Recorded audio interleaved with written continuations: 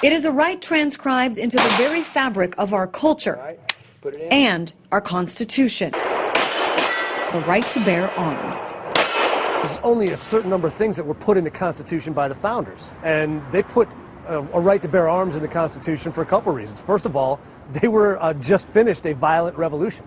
They overthrew an oppressive government. And to understand just how many people enjoy that freedom today, here's a look at background checks for firearm purchases on what is typically one of the busiest days of the year for potential gun buyers, Black Friday. The previous record was in 2008 with just under 98,000 background checks. This year, the record was broken for checks in a single day with 129,166, a 32% increase from 2008. I think right now the reason so many people applied for firearms licenses is they were afraid the Obama administration was going to take active steps to ban them.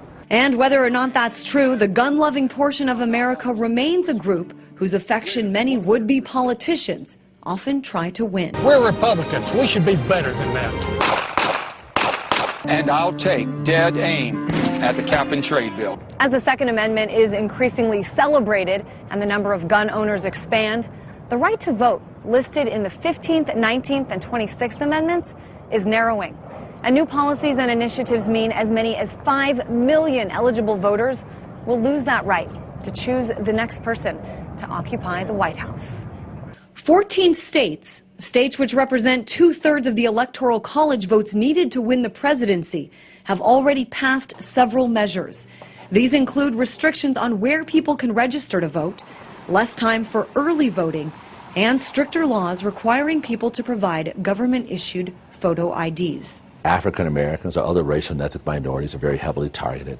The poor, those who don't drive cars or have cars, are also very heavily targeted. Hillary Shelton, Washington, D.C.'s NAACP director, says the policies harken back to the days of Jim Crow, bringing back old obstacles thought to be eliminated by the Voting Rights Act of 1965. The most basic right of all was the right to choose your own leaders. The history of this country, in large measure, is the history of expansion of that right to all of our people.